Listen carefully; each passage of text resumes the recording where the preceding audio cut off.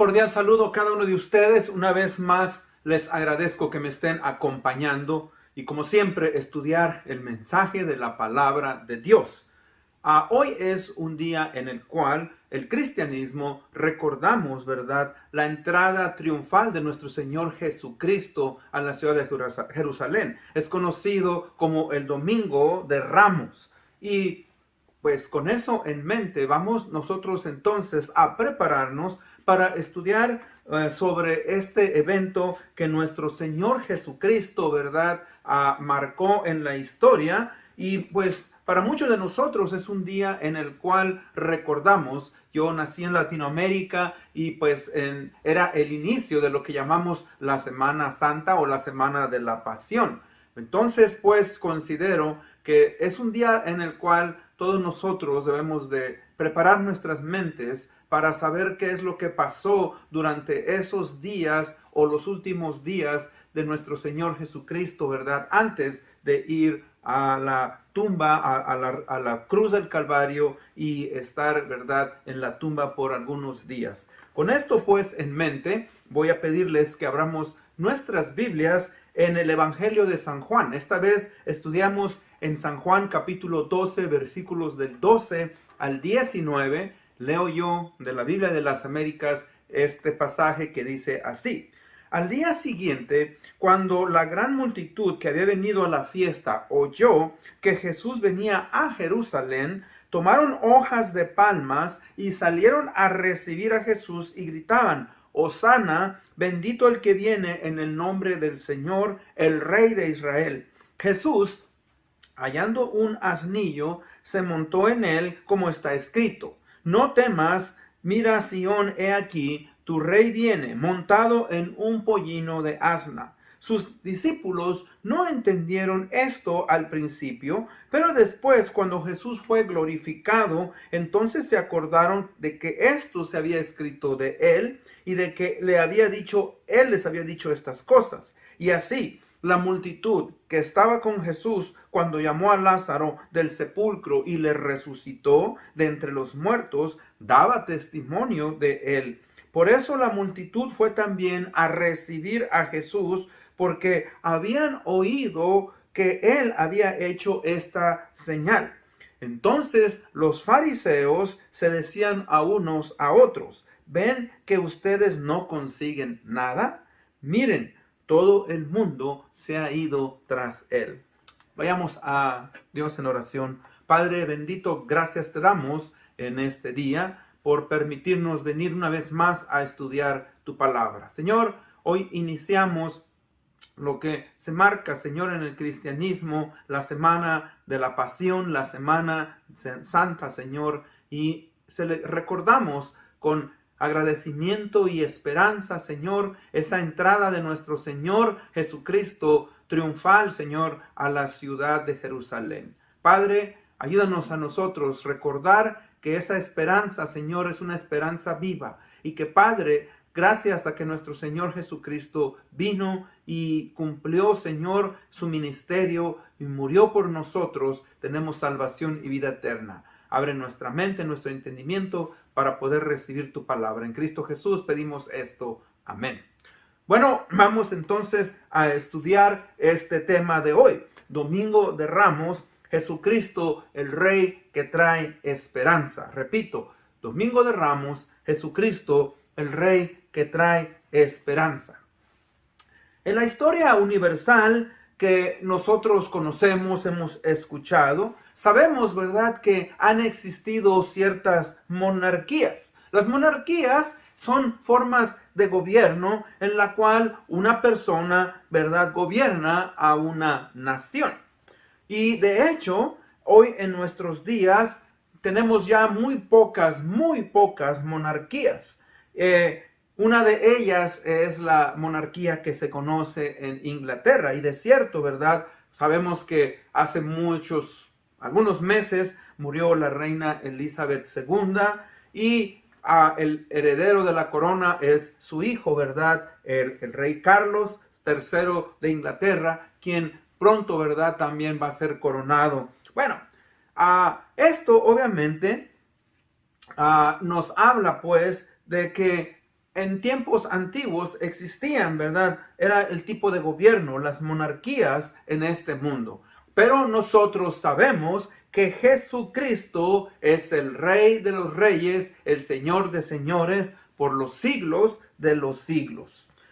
Recordemos algo muy importante e interesante. El Señor Jesucristo, cuando vino a este mundo, ¿verdad? Él desempeñó tres funciones principales que se encontraban en el Antiguo Testamento. Estas son que Él fue profeta, Él fue sacerdote y Él fue rey. En este caso, vamos a enfocarnos, ¿verdad? En este estudio, en la posición del Señor Jesucristo como un rey.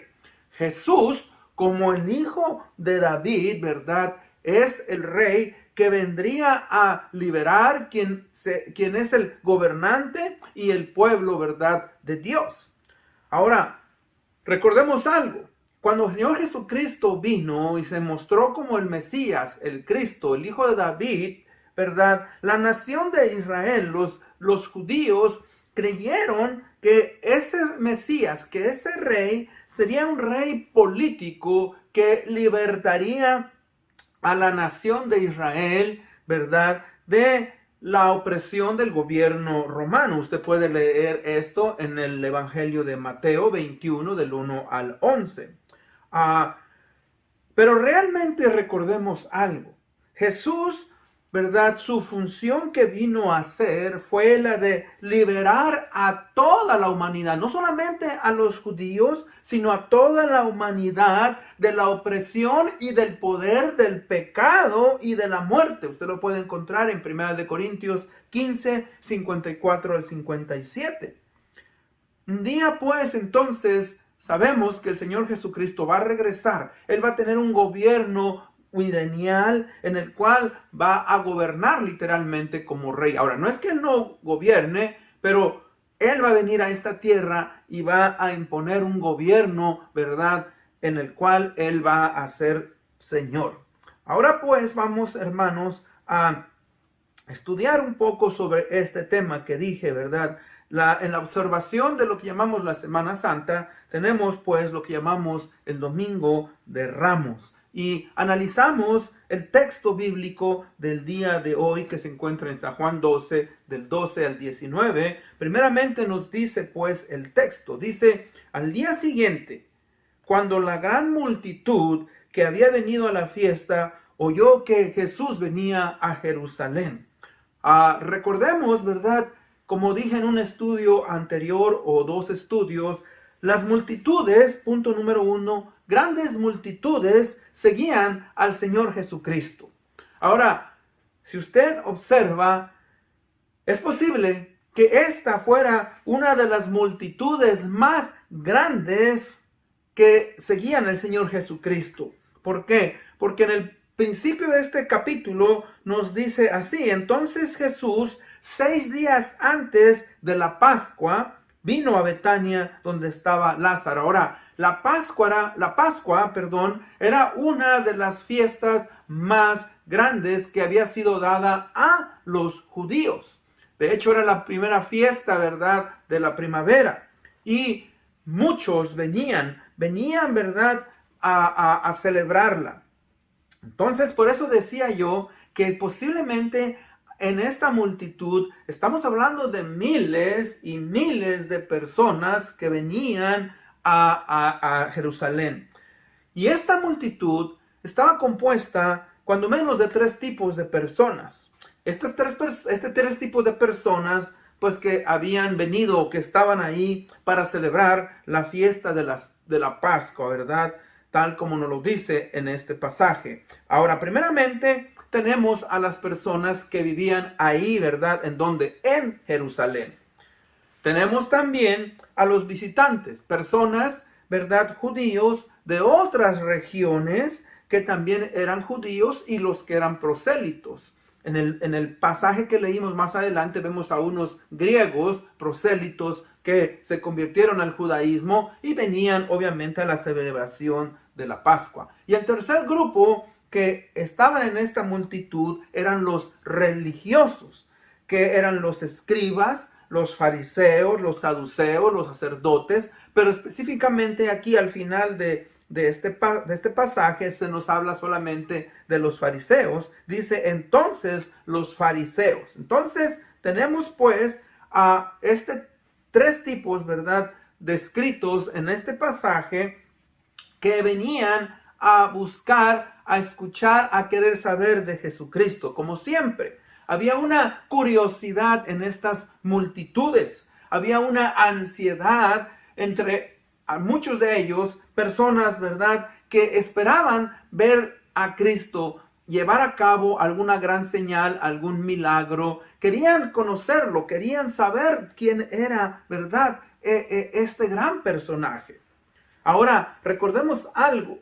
Estas multitudes, estos individuos, estas personas tenían una percepción equivocada, una percepción errónea de Jesucristo. ¿Por qué? Porque ellos lo veían como un libertador, lo veían como un caudillo revolucionario que llevaría a la nación de Israel a ponerse en contra del régimen romano y así poder, ¿verdad?, restablecer un gobierno independiente y, si fuera posible, ¿verdad?, un gobierno que tuviera el mismo esplendor que lo tuvo con el rey David, que lo tuvo con el rey Salomón. Pero recordemos algo. Recordemos que Cristo, ¿verdad?, para Cristo este era el cumplimiento o el final de su ministerio. Estos eran sus últimos días antes de que Él fuera crucificado. De hecho, dice ahí en el 12:1, Jesús 6 días antes de la Pascua. Fíjese que esos eran los últimos días del Señor Jesucristo. O sea, el Señor Jesucristo llegó en ese momento para completar con una misión que Él había iniciado desde que vino a esta tierra y que ahora Él iba a cumplir y que sería, ¿verdad?, sellada en un pacto con su sangre. De hecho, si usted recuerda en el Evangelio de San Juan, Juan el Bautista, cuando ve al Señor Jesucristo venir, verlo, ¿verdad?, cuando Él va a empezar su ministerio, dice, he aquí el Cordero de Dios que quita el pecado del mundo. Juan 1:29. O sea que el Señor Jesucristo tenía una misión. Él ofreció su cuerpo en la cruz del Calvario como sacrificio para el perdón y la liberación de nuestros pecados. Él no vino a liberar, ¿verdad?, de la opresión de los gobiernos.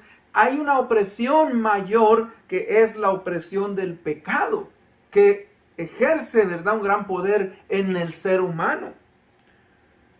Pablo escribe del Señor Jesucristo en 1 Corintios 5:7, la segunda parte, dice, porque nuestra Pascua, que es Cristo, ya fue sacrificada por nosotros. Punto número 2. Ahora vemos un gran evento. Vemos que si la gente reconoce a Jesús como el rey de la descendencia de David. Punto 2. La gente reconoce a Jesús como el rey de la descendencia de David.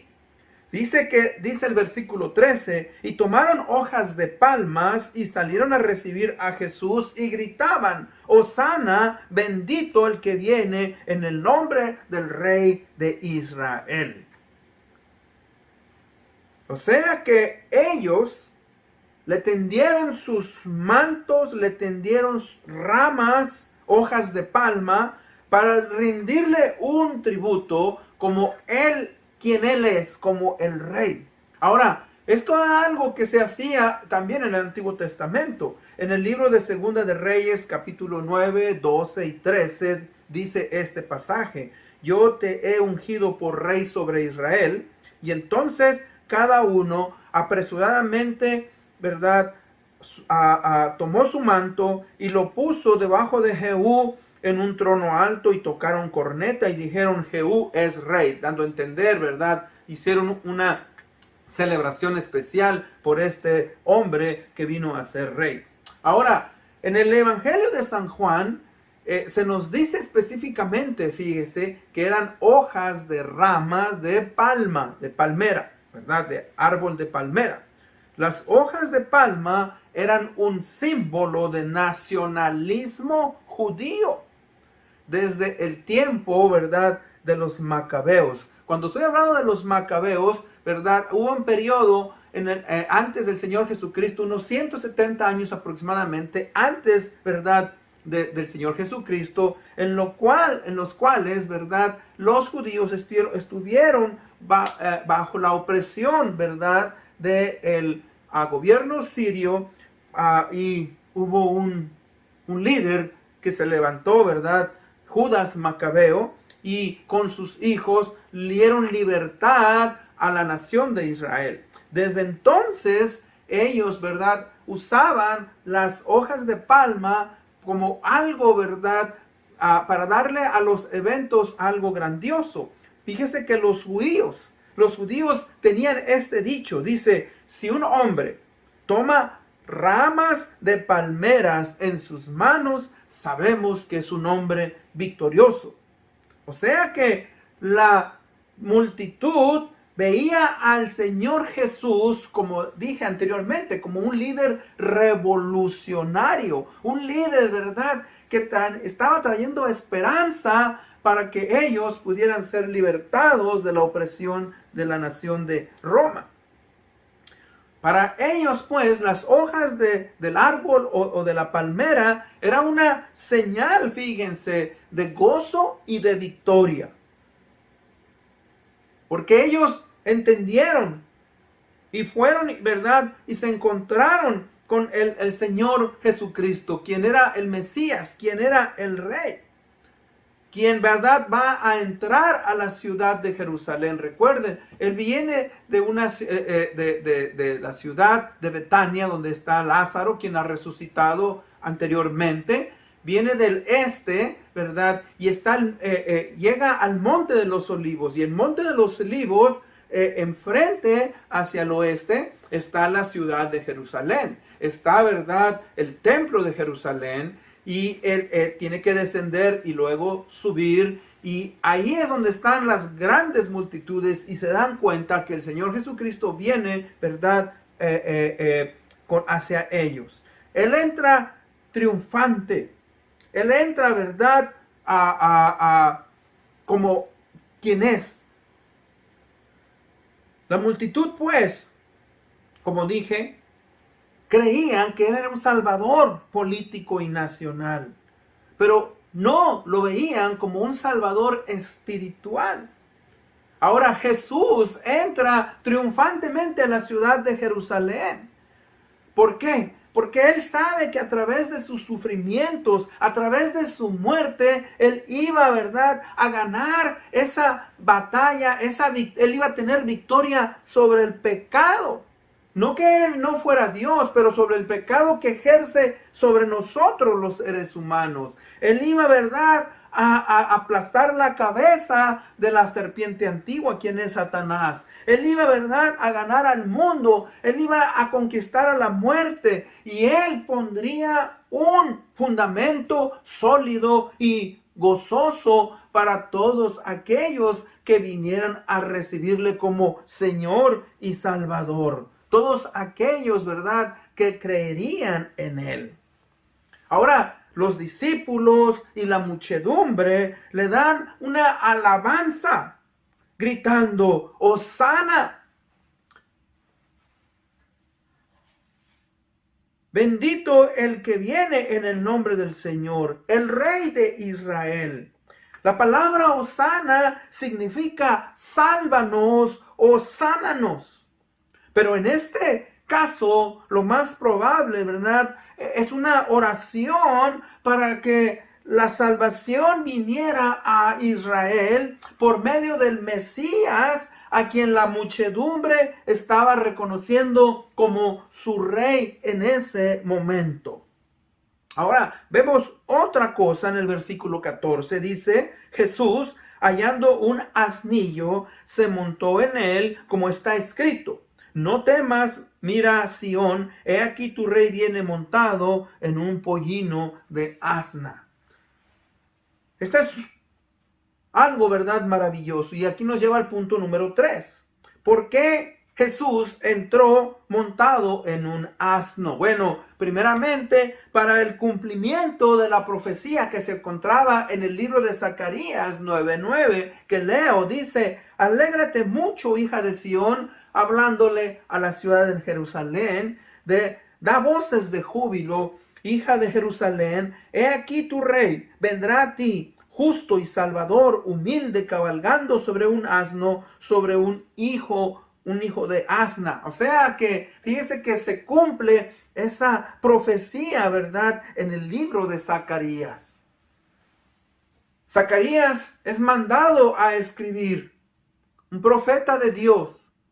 Él no tiene idea de cuándo se va a llevar esta profecía, pero fíjese, llega a su cumplimiento.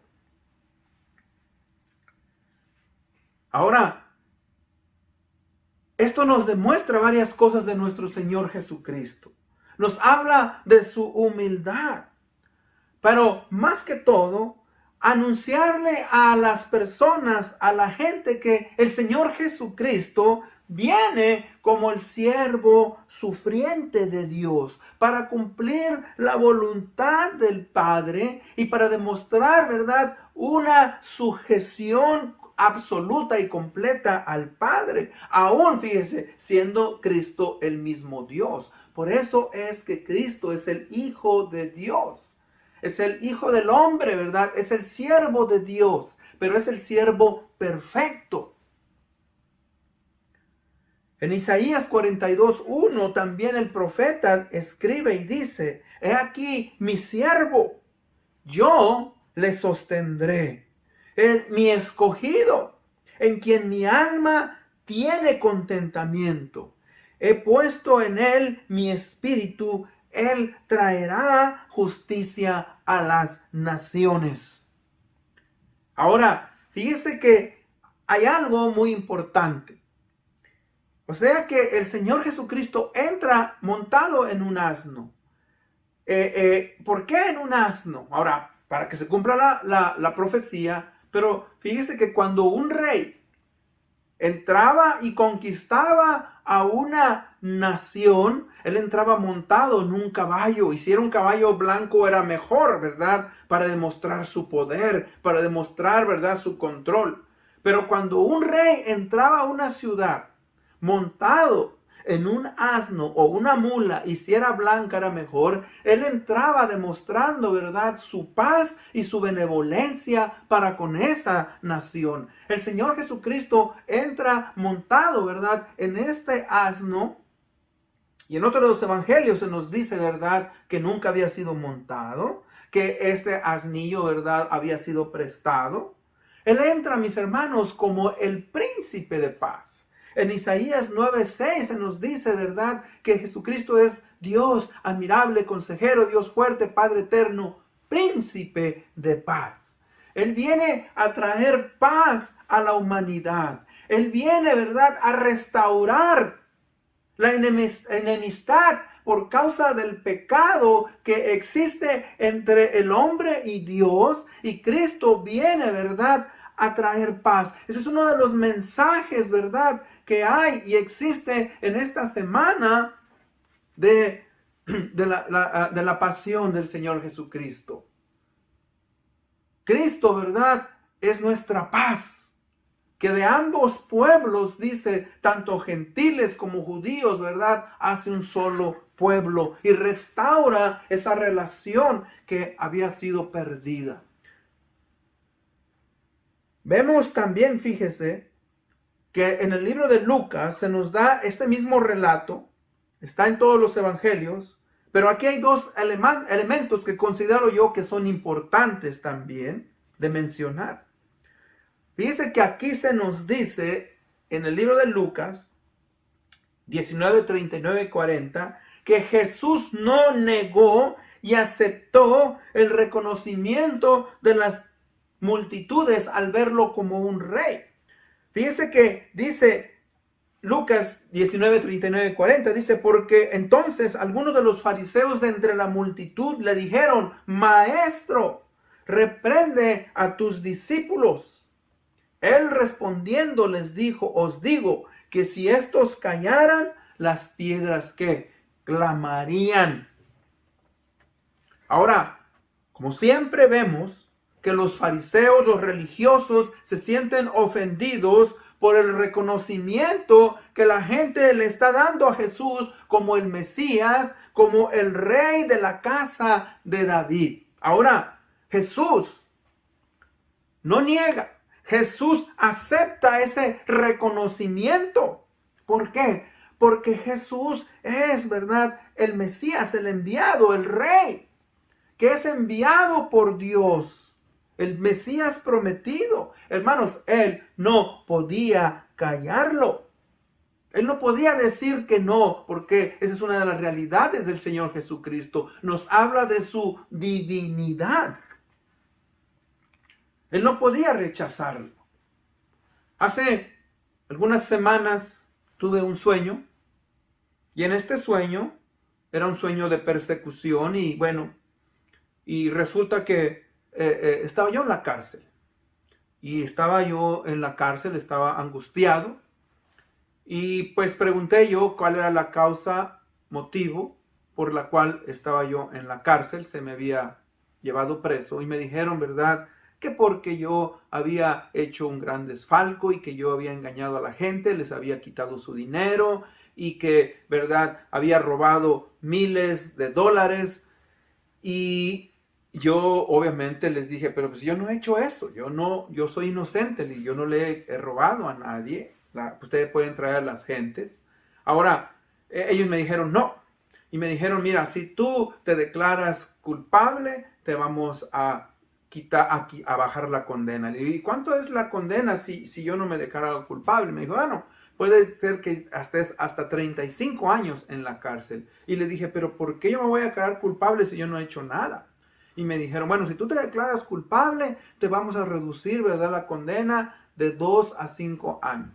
Y yo les dije, ¿saben qué? Yo no voy a aceptar eso, le digo, porque yo sé que yo no soy culpable. Yo no he desfalcado, yo no he hecho nada en contra, ¿verdad?, de ninguna persona. Y yo estaba firme. Y ellos me dijeron, bueno, si tú lo quieres así, entonces, ¿verdad?, vamos a mandarte, ¿verdad?, a condenarte por un periodo de 30 o más años. Y les dije, bueno, si ustedes lo consideran, y yo me acuerdo que les dije, ¿saben qué? Yo sé que en este mundo, ¿verdad?, ustedes pueden acusarme, pero en la vida venidera voy a ser encontrado, ¿verdad?, inocente, y yo sé que Dios, ¿verdad?, no tiene nada que acusarme. Y en eso desperté. Ahora, ¿qué quiero yo decirle? Hay momentos en los cuales uno acepta cosas y hay momentos en los cuales no aceptas. Y en este caso el Señor Jesucristo está aceptando, ¿verdad?, que Él es el Dios, que Él merece esa alabanza. También se nos habla en el libro de Lucas 19:41 que Jesús, ¿verdad?, llora por la ciudad de Jerusalén. Ahora, ¿por qué llora, verdad, por la ciudad de Jerusalén? Dice que cuando vio, verdad, a la ciudad, Él lloró. Jesús se nos dice en su palabra que llora solamente 2 veces. Cuando Lázaro muere ante la realidad de la muerte, y en este caso, ¿verdad?, nos habla de su omnisciencia. Jesús como Dios, ¿verdad?, sabe el futuro de la nación, sabe lo que le va a pasar a la ciudad de Jerusalén. Y si usted conoce de historia, sabemos que en el año 70 después del Señor Jesucristo, vino, ¿verdad?, el general Tito de Roma y destruye, ¿verdad?, el templo. Y después, años más tarde, la nación nuevamente es dispersa, y por más de 1000 años, por 1900, 1800 años, la nación de Israel no existió hasta que volvió nuevamente, ¿verdad?, a ser formada en el año de 1948.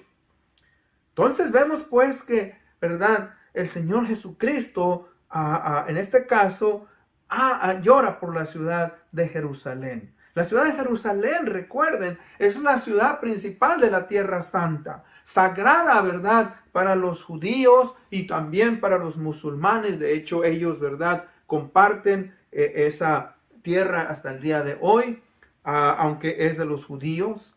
Y recordemos, pues, ¿verdad? Que es la ciudad de Dios, de David. Ahora, dice el versículo 16. Sus discípulos no entendieron esto al principio, pero después, cuando Jesucristo fue glorificado, entonces se acordaron de esto, de que esto se había escrito de Él y de que Él les había dicho estas cosas. Fíjese que también los discípulos del Señor Jesucristo tenían un falso concepto, ¿verdad?, de Jesucristo. Creían que su reino era inminente. Ellos creían, hermanos, que su reino era de este mundo. Y él le dijo a Pilato: mi reino no es de este mundo, mi reino es celestial, es espiritual. Aunque, como dije yo, un día se va a imponer, ¿verdad?, Señor Jesucristo, a través del milenio. Pero fíjese cómo sus discípulos no entendían tampoco, porque ellos pensaban que tendrían un lugar especial. Esa fue una de las razones por las cuales Judas, ¿verdad?, quiso seguir al Señor Jesucristo. Tiene una motivación equivocada. Igual que Juan y Jacobo, aunque ellos cambiaron, ellos le pidieron al Señor Jesucristo sentarse el uno a la derecha, el otro a la izquierda.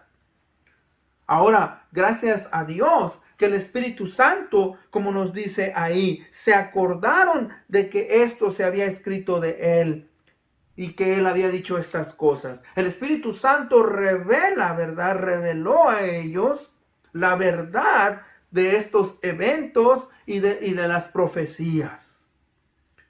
Versículos 17 y 18 dice: y así la multitud que estaba con Jesús cuando llamó a Lázaro del sepulcro y lo resucitó de entre los muertos, daban testimonio de él. Por eso la multitud fue también a recibir a Jesús, porque habían oído que él había hecho estas señales. Fíjese que es un reto, ¿verdad? Porque estos individuos dieron testimonio de los milagros y de la resurrección del Señor Jesucristo. Y cuando digo que es un reto, porque también para nosotros, fíjense, algunos de nosotros como creyentes del Señor Jesucristo, tenemos, ¿verdad?, que aceptar la veracidad de estos hechos, aunque nosotros no los hemos visto, pero se nos han dado a través de su palabra. Son eventos históricos. Tenemos, ¿verdad?, también la veracidad de la arqueología. Usted puede ir a la Tierra Santa, usted puede ir a Jerusalén, usted puede ver aún ruinas, ¿verdad?, de todos estos lugares donde el Señor Jesucristo, ¿verdad?, Él vivió. Un testimonio real para cada uno de nosotros. Y concluye el pasaje en el versículo 19. Entonces los fariseos se decían unos a otros: ¿ven que ustedes no consiguen nada? Miren, todo el mundo se ha ido tras de él. Aquí podemos ver dos cosas: una esperanza perdida para unos y una esperanza de vida para otros. O sea que los enemigos, los religiosos, ¿verdad?, los archienemigos del Señor Jesucristo, entendieron algo. Lo vieron conquistando, ¿verdad?, la ciudad de Jerusalén.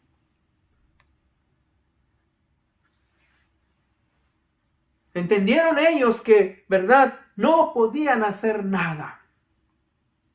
Fíjese que prácticamente todos los peregrinos, todas las personas que estaban en la ciudad, fíjese que estaban conmovidos por la persona del Señor Jesucristo. Y estaban clamando con fervor y estaban reconociendo, fíjese, que había una esperanza para ellos. Ahora, tristemente, una esperanza errónea, como dije. ¿Por qué? Porque ellos pensaban que el Señor Jesucristo iba a restablecer un reino terrenal.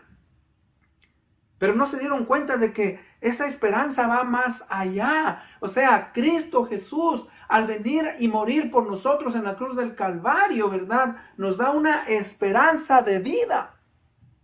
Una esperanza de vida. Él nos lleva, ¿verdad?, a que nosotros podamos entender, ¿verdad?, lo que es la salvación y la vida eterna. Y en conclusión, en el estudio de hoy que hemos estado viendo, este estudio, fíjese, nos prepara pues para poder meditar sobre la semana de la pasión o la Semana Santa.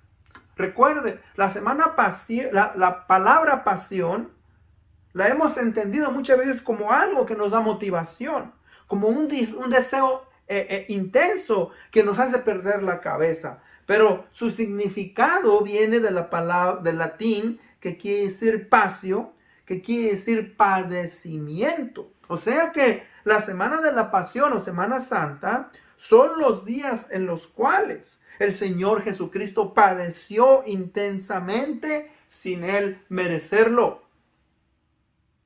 Por eso es importante que a través de estos días meditemos, recordemos con agradecimiento y gozo que nuestro Señor Jesucristo nos ha dado paz, nos ha dado salvación y vida eterna, que verdaderamente el Señor Jesucristo, ¿verdad?, es el Rey y que Él, ¿verdad?, es capaz de salvarnos.